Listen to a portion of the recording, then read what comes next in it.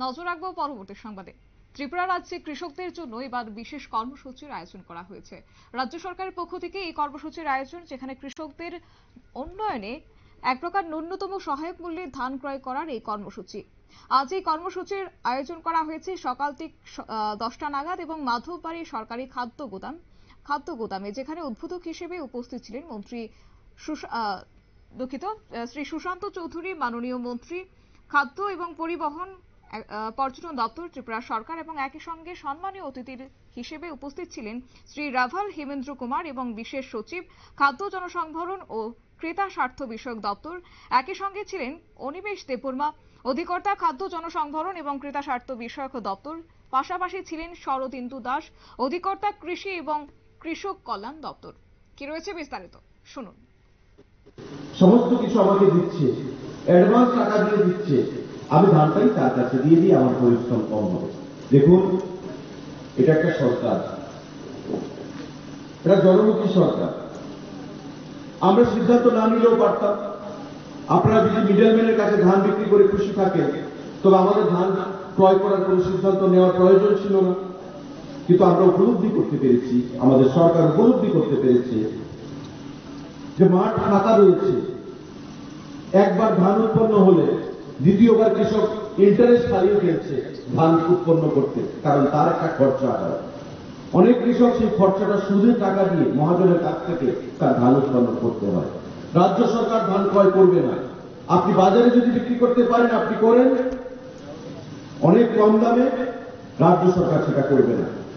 যখন থেকে সরকার ঘোষণা করলো যে আমি ক্রয় করব ধান, তখন থেকে ওই ফরিয়ারা, মিডলম্যান, তারা ধানের দামটা বৃদ্ধি করে দিল। কিন্তু আগে কিন্তু সেটা করেনি। আমরা ফরিয়াদের বিপক্ষে নই, সবাইকে বাঁচতে হবে। কিন্তু রাজ্য সরকার যে টার্গেট দিয়েছে, রাজ্য সরকারকে সেই টার্গেট ফুলফিল করতে দিন। বাকি ধান আপনি ক্রয় করুন, কারণ আমাদের লক্ষ্য যেটা, এবার ধরুন 15,500 এমটি আমরা ধানের লক্ষ্যমাত্রা নিয়েছি। আমরা কোটাটা কমপ্লিট করতে দিন, ধৈর্য রাখুন। আরো আপনাদের কাছে প্রায় 6 লক্ষ এমটি ধান থাকবে, 6.5 লক্ষ এমটি ধান থাকবে, সেই ধান থেকে আপনারা ক্রয় করুন। কিন্তু রাজ্য সরকারের যে প্রচেষ্টাটা, সেটা যেন বাধাপ্রাপ্ত না হয়, সেই জিনিসটা আপনারা মাথায় রাখবেন। আমি যারা কৃষক সমাজ, কৃষক ভাই, তাদের কাছে আহ্বান জানাবো, প্লাস যারা ধান চালের ব্যবসার সঙ্গে যুক্ত রয়েছে তাদের কাছে আহ্বান জানাবো যে যৌথভাবে আমাদের মানুষের অর্থনৈতিক বুনিয়াদকে শক্তিশালী করতে হবে, কৃষকদের অর্থনৈতিক বুনিয়াদকে শক্তিশালী করতে হবে, এবং রাজ্য সরকারের যে প্রচেষ্টা, ইচ্ছা, প্রধানমন্ত্রীর যে প্রচেষ্টা, ইচ্ছা, সেটা যেন কোনোভাবে বিফলে না যায়, এবং আপনাদেরও যেন ব্যবসায় যেন আঘাতটা আসে,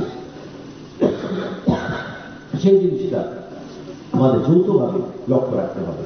আমার প্রত্যেকের কাছে আহ্বান থাকবে, সরকারের এই প্রচেষ্টাকে সহযোগিতা করুন। আমরা এই খারিফ সিজনে 15,500 লক্ষ্যমাত্রা রেখেছি, রবিতে হয়তো গিয়ে দেখবেন সে টার্গেটটা বাড়বে। কিন্তু তারপরে এখানে এগ্রিকালচারের আধিকারিকরা, ডাইরেক্টর সাহেব বলতে পারবেন যে আমাদের 6 লক্ষ 6.5 লক্ষ এমপির উপর ধান আরো থাকবে, সেখান থেকে আপনারা ধানটা বা চালটা ক্রয় করুন। আমাদের লক্ষ্যমাত্রা তো 10% বা তার থেকে নিচে, আমাদেরকে সেটা করতে হবে, তবেই আমাদের সুবিধা হবে। আপনারা শুনলেন মন্ত্রী সুশান্ত চৌধুরীর বক্তব্য। কার্যত রাজ্যে কৃষকদের উন্নয়নের নিরিখে বা উন্নয়নের স্বার্থে এই কর্মসূচির আয়োজন, এক প্রকার বলা যায় ন্যূনতম সহায়ক মূল্যে ধান ক্রয়ের কর্মসূচির আয়োজন, এবং মজলিশপুর স্থিত মাধববাড়ি সরকারি খাদ্য গুদাম প্রাঙ্গণে আজকের এই অনুষ্ঠানের আয়োজন করা হয়েছে। নিয়ে নিচ্ছে ছোট্ট একটি বিজ্ঞাপন বিরতি, সঙ্গে থাকুন।